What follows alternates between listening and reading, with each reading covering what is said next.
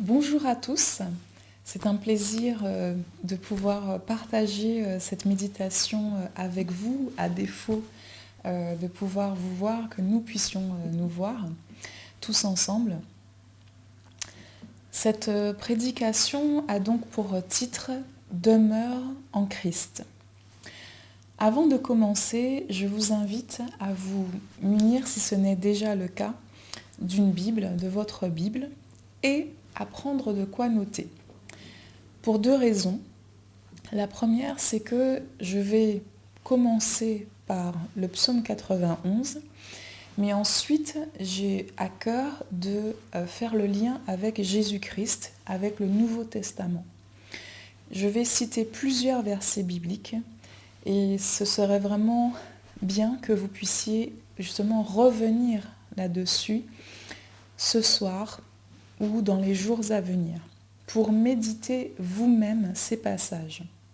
Quand je dis méditer vous-même, je fais référence à ce que Jean-Paul a partagé dimanche dernier et dimanche il y a 2 semaines, à savoir l'importance qu'aucun d'entre nous ne se contente simplement de la nourriture qui est apportée le dimanche matin.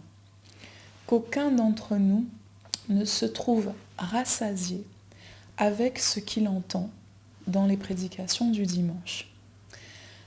Il est important que chacune d'entre nous médite lui-même la parole de Dieu. Et donc je vous encourage à prendre des notes pour revenir vous-même sur ces passages-là et les méditer avec Jésus-Christ, avec le Seigneur. Il y a un autre intérêt à prendre des notes, c'est que cela vous aidera à rester concentré pendant l'écoute de cette prédication qui va donc durer à partir de maintenant une bonne trentaine de minutes.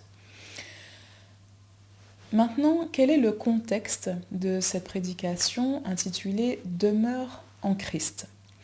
Évidemment, le premier élément de contexte, c'est le fait que nous soyons tous confinés dans nos maisons, dans nos demeures, depuis donc mi-mars 2020, pour ce qui est de ceux qui vivent en France, à cause bien sûr de cette pandémie liée au SARS-CoV-2, au coronavirus.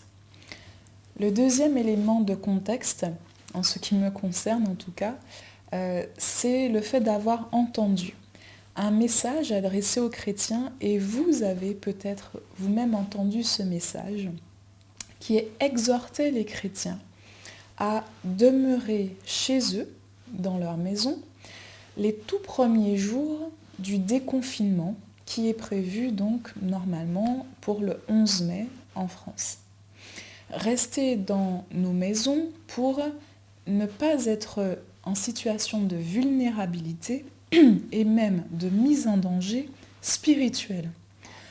Le message que vous avez peut-être entendu parle de danger spirituel à sortir de nos habitations. C'est ces deux contextes qui m'ont poussé à méditer avec le Seigneur sur cette notion de demeure. Qu'est-ce que Dieu, lui, entend par ce mot et cette notion? Pour résumer le tout, j'ai décidé de vous donner le psaume 91, versets 1 à 2 à méditer. Lisons donc ce passage. Celui qui demeure sous l'abri du Très-Haut repose à l'ombre du Tout-Puissant. Je dis à l'Éternel, mon refuge et ma forteresse, mon Dieu en qui je me confie. Il y a dans ces deux versets des mots-clés. Vous les avez repérés, le mot demeure, le mot abri, du Très-Haut, repose, c'est-à-dire la notion de paix, de sérénité dont nous avons tous tellement besoin, à l'ombre du Tout-Puissant, pas des tout-puissants, pas des puissants, à l'ombre du seul et unique Tout-Puissant. Et on dit à l'Éternel, mon refuge, ma forteresse, mon Dieu en qui je place ma confiance. Au verset 6, il est écrit que la peste qui marche dans les ténèbres et la contagion qui frappe en plein midi, en plein jour, ne nous atteindra pas. C'est au verset 7 qu'on voit cette phrase, cela ne nous atteindra pas. Et au verset 16, Dieu fait une promesse. Il dit « Et je leur ferai voir mon salut ». C'est la promesse, l'engagement qu'il fait auprès de celles de ceux qui demeurent sous sa protection. Nous sommes là dans un psaume qui vaudrait à lui tout seul, s'il y a 16 versets, il vaudrait à lui tout seul une méditation, bien sûr. Mais je vais faire le pendant entre l'Ancien Testament et le Nouveau Testament. Pendant ou parallèle avec un autre passage de l'Ancien Testament qui se trouve dans Exode au chapitre 12. Dans ce passage d'Exode au chapitre 12, il y a à nouveau la notion de demeure, de maison, pour être sous la protection de Dieu. Il s'agit en l'occurrence du moment où Dieu enseigne Moïse, qui a désormais pris la tête du peuple d'Israël, lequel se trouve depuis 430 ans en Égypte. Dieu donc parle à Moïse et lui dit « Maintenant il est temps que mon peuple sorte ». Mais de quelle manière ? Avec donc 10 plaies d'Égypte, nous sommes à la 10e qui consiste en la mort dans les maisons de premiers-nés. Mais Dieu, lui, prévoit une protection. Et il dit à Moïse donc de prendre un agneau mâle, sans défaut, on le voit au verset 5, âgé d'1 an, et de l'offrir en sacrifice. Puis au verset 12 de ce chapitre 12 d'Exode, donc, Dieu dit à Moïse, « Cette nuit-là, je passerai dans le pays d'Égypte, et je frapperai tous les premiers-nés du pays d'Égypte, depuis les hommes jusqu'aux animaux, et j'exercerai des jugements contre tous les dieux de l'Égypte. Je suis l'Éternel. Le sang de l'agneau immolé vous servira de signe sur les maisons où vous serez. Je verrai le sang et je passerai par-dessus vous, et il n'y aura point de plaie qui vous détruise quand je frapperai le pays d'Égypte. » Au verset 23, il est écrit « Quand l'Éternel passera pour frapper l'Égypte et verra le sang de l'agneau immolé sur le linteau et sur les 2 poteaux des maisons, l'Éternel passera par-dessus la porte et il ne permettra pas à qui ? Aux destructeurs d'entrer dans vos maisons pour frapper. » Il est tellement important de se souvenir que nous sommes là dans l'Ancien Testament. Depuis l'agneau de Dieu, agneau avec un A majuscule, Jésus-Christ, s'est offert en sacrifice. Son sang a coulé à la croix. Et il l'a opéré à ce moment-là, depuis que nous pouvons faire alliance avec lui par son sang. Jésus a opéré, Dieu a opéré un tournant spirituel, crucial, c'est le cas de le dire, que nous ne pouvons pas oublier. Nous ne pouvons plus retourner en arrière, parce que Dieu, lui, ne retourne pas en arrière. Qu'est-ce que je veux dire par là ? Allons donc dans l'évangile de Jean, cette fois-ci donc dans le Nouveau Testament, dans l'évangile de Jean au chapitre 14. Lisons dans l'évangile de Jean, chapitre 14, verset 23, ce que Jésus déclare. « Si quelqu'un m'aime, il gardera ma parole, et mon Père l'aimera. Nous viendrons à lui et nous ferons notre demeure chez lui. C'est le fameux tournant que Jésus a amorcé à la croix. Nous n'avons plus à rester dans nos maisons faites de mains d'hommes, de bois, de pierre et d'autres matériaux physiques. Nous n'avons plus à chercher la protection matérielle, comme par exemple celle du sang d'un agneau, mais à chercher la protection de Dieu lui-même. L'apôtre Paul enseigne exactement la même chose que son maître, Jésus-Christ. Dans Éphésiens, dans la lettre aux Éphésiens, au chapitre 2, versets 19 à 22, l'apôtre Paul écrit ceci. Ainsi donc il s'adresse aux Éphésiens qui sont des non-juifs. Ainsi donc, vous n'êtes plus des étrangers, ni des gens du dehors, au sens spirituel du terme. Dehors au sens spirituel. Mais vous êtes des concitoyens des saints, gens de la maison de Dieu. Vous avez été édifiés sur le fondement des apôtres et des prophètes. Jésus-Christ lui-même étant la pierre angulaire. En lui, tout l'édifice bien coordonné s'élève pour être un temple saint dans le Seigneur. En lui, vous êtes aussi édifiés pour être une habitation de Dieu dans l'esprit, une habitation spirituelle. Si c'est nécessaire, on peut évoquer un autre passage, ce sera le dernier sur cette question, qui signale ce tournant.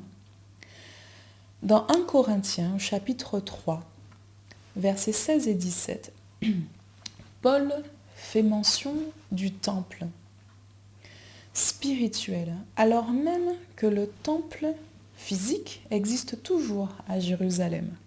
Il n'a pas été détruit encore par les Romains, destruction que Jésus avait prédit. On le lit à la fin de l'évangile selon Matthieu.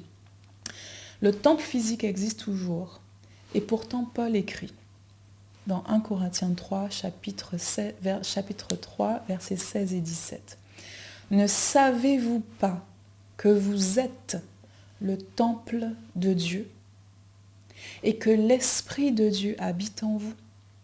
Si quelqu'un détruit le temple de Dieu, Dieu le détruira, car le temple de Dieu est saint et c'est ce que vous êtes. Voilà donc un premier fondement posé. Nous sommes des maisons vivantes, spirituelles de Dieu. La protection, nous la trouvons quand nous demeurons en Christ sous son sang et que lui demeure en nous. J'ai tenu à faire un parallèle, je tiens à faire un parallèle avec Matthieu. L'évangile de Matthieu au chapitre 8, verset 20. Avec une notion qui va détonner en apparence avec ce que je viens de dire. Seulement en apparence, vous allez très vite comprendre ce que je veux dire. Au verset 20 de l'évangile de Matthieu, chapitre 8, Jésus déclare à quelqu'un qui tenait à le suivre partout où il irait. Qu'est-ce que Jésus répond? Les renards ont des tanières et les oiseaux du ciel ont des nids. Mais le Fils de l'homme n'a pas où reposer la tête. Cette réponse de Jésus-Christ, on peut également la lire dans l'Évangile selon Luc au chapitre 9, verset 59. Il est fait là encore question de maison. Cette personne dit « Je veux te suivre partout où tu iras ». Et qu'est-ce que Jésus répond? Il parle de maison. Une maison, a priori, c'est quelque chose de fixe, c'est un immeuble, n'est-ce pas? Cette notion de demeure, c'est quelque chose qui est solide. Et la réponse de Jésus, c'est justement sur la maison. Les animaux ont leur maison, des tanières, des nids, mais le Fils de l'homme n'a pas où reposer sa tête. C'est-à-dire que le Fils de l'homme n'a pas de maison faite de main d'homme où il va chercher et trouver son repos. Le mot repos vous rappelle sans doute le psaume 91, que c'est sous l'abri du Très-Haut que nous pouvons trouver le repos. J'ai une question un peu provocatrice. Est-ce que Jésus-Christ était un sans-abri alors, puisqu'il n'a pas de maison? Est-il un sans-abri? Est-il sans refuge? Avec ces mots-là, à nouveau, on fait référence au psaume 91, versets 1 et 2, qui mentionne ces termes d'abri, de refuge. Donc la réponse est évidente. Jésus n'est pas un sans-abri. Mais pourtant, il n'a pas de maison fixe, faite de main d'homme, matérielle, physique. Où est-ce qu'il trouve alors son abri, son refuge, sa maison? La notion de maison fait référence et symbolise deux choses. La notion de sécurité et la notion d'intimité. Sécurité parce que la maison, et quand bien même du temps, par exemple, de nos ancêtres préhistoriques, même dans une grotte, même dans une cabane, la maison, c'est l'endroit donc où on va trouver la sécurité, la protection face aux intempéries, face au vent, à la pluie, face aux prédateurs, animaux. C'est aussi l'endroit où non seulement on va pouvoir se mettre à l'abri en tant que personne, mais on va aussi pouvoir mettre ses biens, ses affaires à l'abri des voleurs. C'est ça la maison. C'est une question de sécurité. Le deuxième principe qui est corrélé à celui de maison, c'est celui d'intimité. Parce que dans une maison, il y a nous, nos proches, nos amis qui peuvent entrer dans la maison ou même y habiter constamment. Donc la notion d'intimité. Or Jésus-Christ trouvait sa sécurité, il la trouve encore, dans l'intimité avec son Père. C'est là qu'il trouve sa protection et sa paix.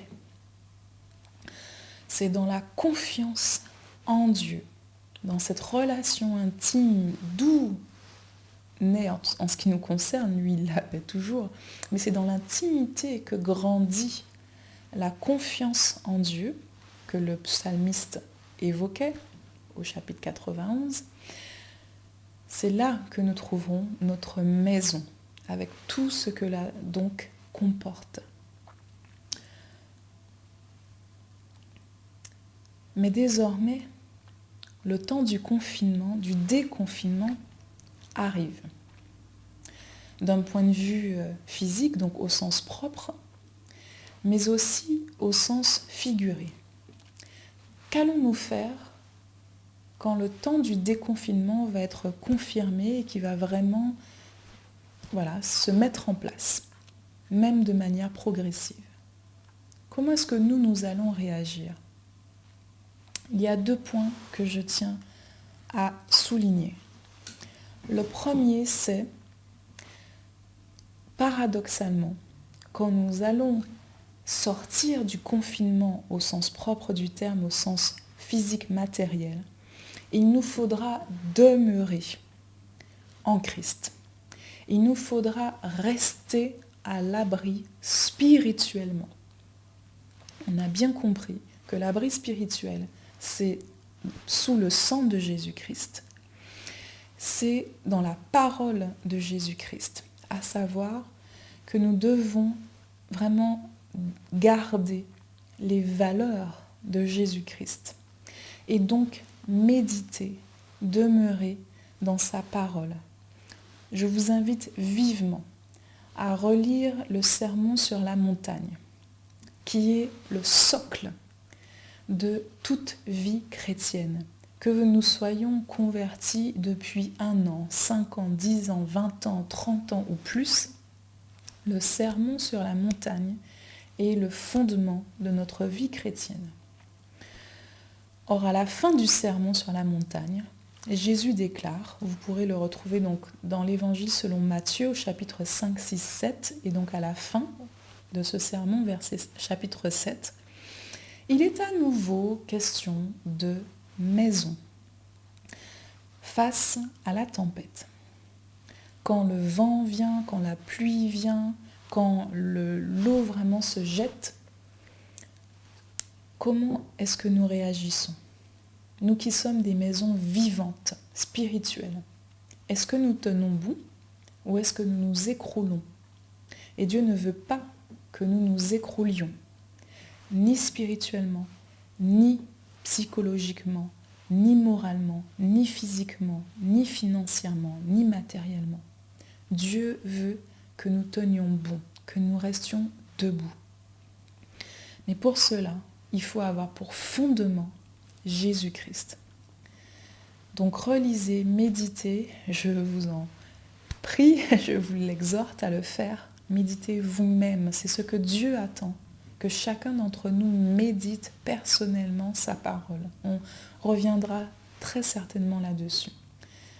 Le sermon sur la montagne, 1 Corinthiens chapitre 3 que j'ai déjà évoqué. Donc ne revenons pas en arrière quand nous allons sortir du confinement. Il y a forcément des choses que chacune a appris durant ces temps et tous nous sommes différents. La question que je vous pose est, qu'est-ce que vous avez appris pendant toutes ces semaines de confinement, pratiquement 2 mois de confinement? Avez-vous pris des notes? Peut-être pas, dans ce cas, mettez-le par écrit. Qu'est-ce que ça vous a apporté, ce temps de confinement dans vos maisons, ce temps où vous avez dû peut-être vous arrêter un peu plus, où il n'y a pas eu autant de loisirs peut-être, vous n'avez pas cherché des loisirs en ligne, mais vous avez profité de ce temps pour demeurer en Christ. Retenez les leçons, gardez-les, ne retournez pas en arrière. Quelles sont les valeurs de Christ ? Ne retournez pas à ce que vous avez laissé derrière vous. Demeurez en Christ. Deuxième chose, en ce temps de déconfinement imminent, il s'agit donc à la fois de demeurer en Christ, c'est un paradoxe, on se déconfine mais on demeure. Autre paradoxe, oui, il faut demeurer en Christ, mais il faut aussi sortir spirituellement. Rester à l'abri spirituellement en étant sous protection, avoir le casque du salut, avoir nos pensées en Christ, Éphésiens chapitre 6, versets 10 à 20. À vous de relire ces passages-là. Mais il nous faut aussi donc sortir, physiquement et, si je peux le dire, spirituellement, tout en étant donc sous la protection de Dieu. Prenons l'image d'une chenille qui est dans son cocon, dans sa maison. Si elle demeure dans ce cocon qui est provisoire, que se passe-t-il ? Elle meurt. Il faut que cette chenille qui est déjà en train de, cette chrysalide qui est en train de devenir papillon, sorte. Si elle reste dans cette demeure-là, elle va mourir. Je vous invite vraiment à réécouter les messages de Jean-Paul, celui de la semaine dernière, celui de la semaine d'avant. Il nous faut sortir du confinement spirituel. Et je terminerai par le même mot employé par Jean-Paul, celui de Galilée. La Galilée, qu'est-ce que ça veut dire ? Quand Jésus est ressuscité, il a dit à Marie-Madeleine, va dire à mes frères que je vais les devancer, parce que Jésus nous devance toujours, je vais les devancer en Galilée. Cela est dit dans l'évangile selon Matthieu et dans l'évangile selon Marc. Quelle a été l'attitude des disciples? Ils ont désobéi. Ils sont restés dans la maison où ils étaient, à Jérusalem. On le voit très clairement dans l'évangile selon Marc et dans l'évangile selon Luc et dans l'évangile selon Jean. Ils sont restés dans cette maison où ils avaient pris la Sainte Seine avec Jésus. Pourquoi? Pour au moins 2-3 raisons. La première, c'est que ils ont peur. Peur, à leur époque, des religieux qui avaient obtenu la mise à mort, la torture, donc la souffrance, la mise à mort de leur maître. Et donc, ils n'ont aucune envie de sortir. Après la peur, il y a aussi l'incrédulité. Désormais, Jésus est ressuscité, ils en ont le message de la part de Marie-Madeleine. Mais c'est une femme et ils ne la croient pas. Elle a dû rêver, halluciner.